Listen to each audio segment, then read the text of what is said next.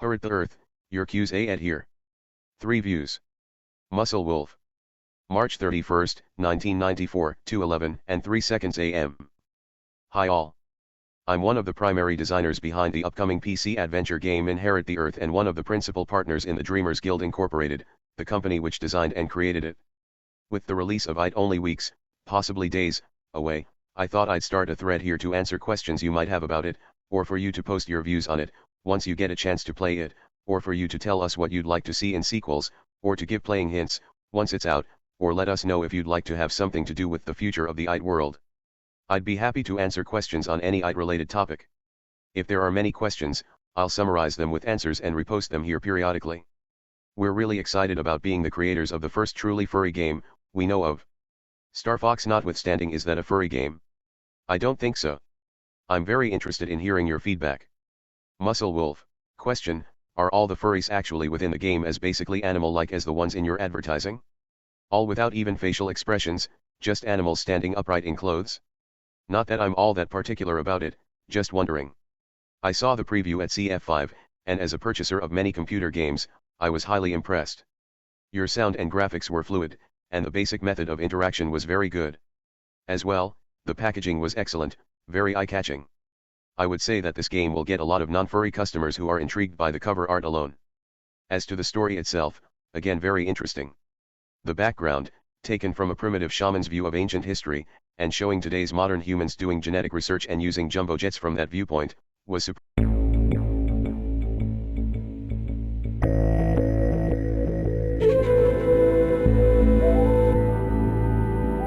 We see the sky, we see the land, we see the water, and we wonder, are we the only ones? Long before we came to exist, the humans ruled the earth. They made marvelous things and moved whole mountains. They knew the secret of flight, the secret of happiness, and other secrets beyond our imagining.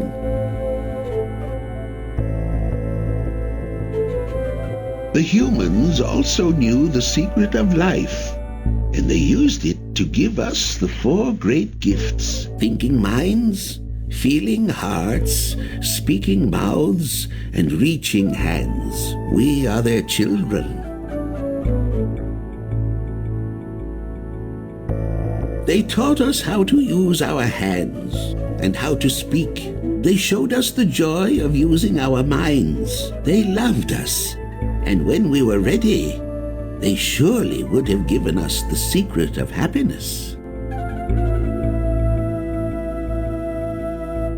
And now we see the sky, the land, and the water that we are heirs to, and we wonder, why did they leave? Do they live still in the stars, in the ocean depths, in the wind? We wonder, was their fate good or evil? And will we also share the same fate one day?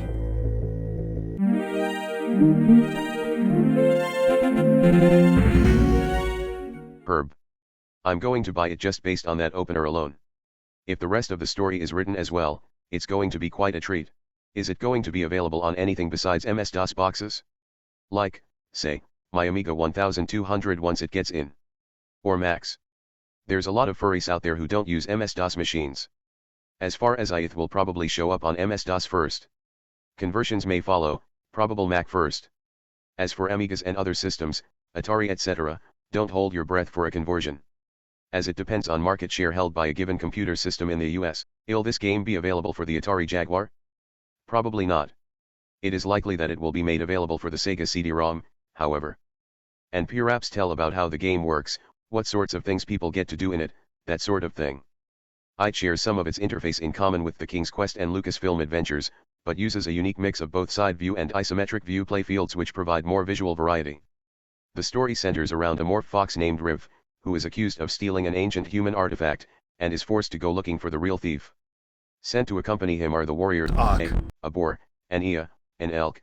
They have orders to assist him where possible, and kill him if he tries to escape. Riv's adventures take him through the territories of several other tribes, some of whom are eager to assist him, and others who would just as soon see him and his companions eaten. First truly furry game doesn't tell people much, to be sure. I think you have a good chance to claim that title, however. We think that it is the first truly furry game because Wow! Look at the size of those knockers! Pretty foxy-looking statues. They're for decoration only. the morph aren't just window dressing or an excuse to be cute, as they are in games like Star Fox. Its world is highly developed, and its characters are highly developed, at least the main ones. Each morph tribe has its own unique culture and attitudes, and we envision a series of games, and possibly other media, building on the world we've created. Moreover, it was created with the cooperation and creative input of a number of bona fide furry fans and artists. We're always looking for creative, talented people, artists, animators, writers, game designers, and programmers. We create games in every genre, so being multi-talented is important. Everybody has ideas, so we're not looking for game proposals, but we're much more likely to be interested in your ideas for games if you have some strong talents that can help make your ideas into reality. The face has panels in the lower right and left of the screen, one of which shows a close-up of the protagonist, Riv, and the other which shows a close-up of whichever other character is currently speaking. The portraits change expression to reflect the character's current emotional state. The cover art does look a little expressionless, but it has quite a bit of humor and other emotion in it, and we've tried to convey that in the character's words, tone of voice, especially in the upcoming CD-ROM version, body language and facial expressions. Thanks. The idea here is to appeal to a wide variety of people with IT, including a wide age range as well as both genders. I mean, if it's not a fast-action real-time game like Dungeon Master, and is written in a portable language like C, ports should be trivial to do, at least compared to writing the thing in the first place, especially if you make it require a setup capable of doing 256 color displays. It does use a couple of tricky graphics effects, like isometric scrolling tile fields, but is written mostly in C. The big problems with porting to the Mac is the absence of a hardware double buffering scheme. For non-nerds, this is a technique to eliminate animation flicker, and just plain more pixels to slam around on the screen than in VGA. Actually, I'm generally hazy on the format of IT, as all I know about it is what's been mentioned here on A.F.F, which has basically been it's a furry RPG. It will be available first in IBM PC floppy format, and will require a hard drive, VGA card, and 2 MB of RAM to run. A CD-ROM version will follow closely, in which all the characters that speak, about 30, will actually speak. May 10, 1994, 5:37 and 37 seconds p.m. 2. ConFurence 5 Aftermath Report.